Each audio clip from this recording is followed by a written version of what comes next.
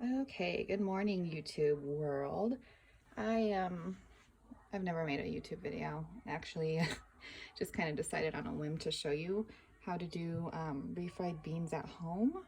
They're super easy. You don't even have to buy the canned anymore. So these have been soaking, let's see, I put them in around 5 p.m. yesterday.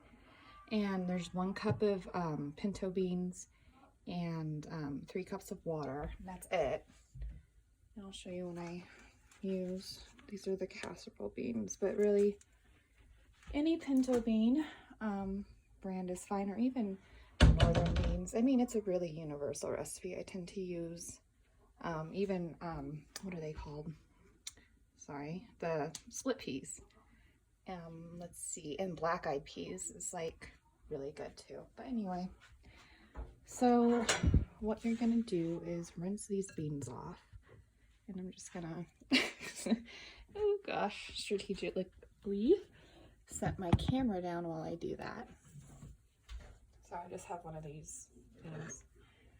Rinse these off.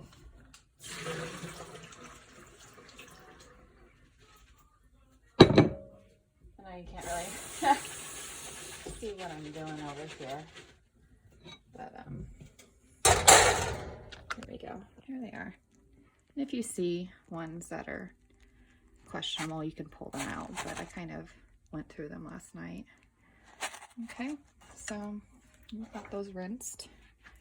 I'll show you what spices I have over here as well in a second.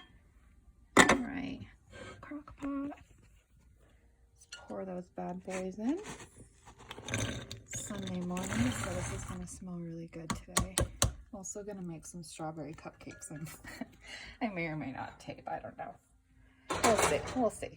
Okay, so I've got those in here. And then of course, if you don't have these spices, it's, you know, if you have taco spice, or even like if I didn't have these 4 spices, which are just salt, garlic powder, little cumin, and brown sugar. But you could use something like this, or even just, you know, a regular taco seasoning. This is great value. It works great too. Just whatever spices you have on hand that are Mexican flavored. So good.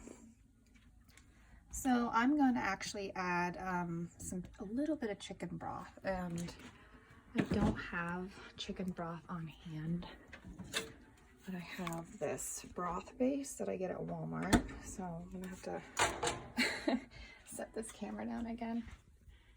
Over here, prop it up on my drip coffee. And then let me get this out of the way. Okay, so I'm gonna just, let's eyeball this here. There's some water in the cup.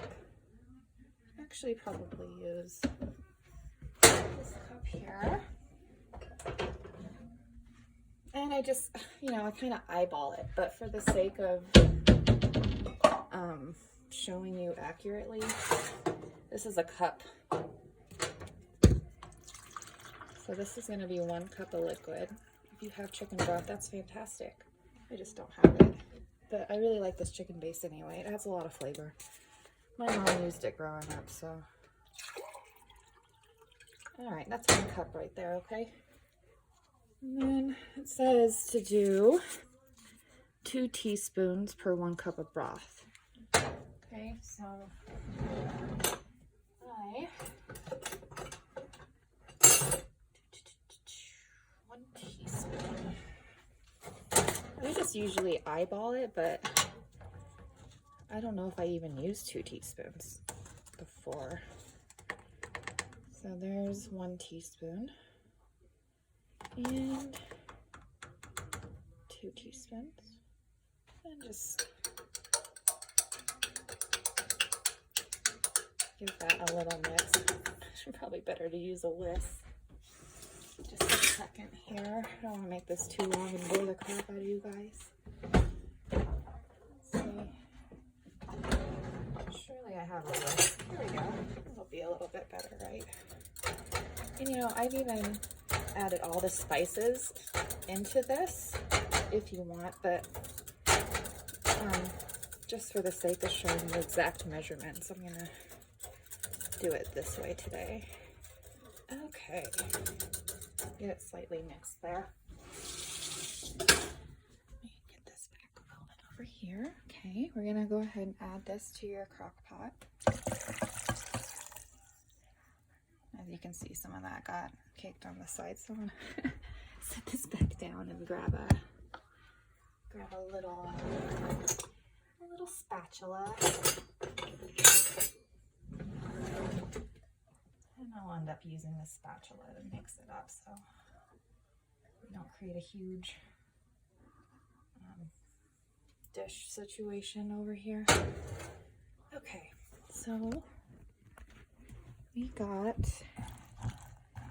that. And you might have to add a little more water throughout the day. Just kind of keep an eye on it. If it looks like it needs a little bit more water, and I'll kind of show you too. So right here we have 1/2 teaspoon of salt.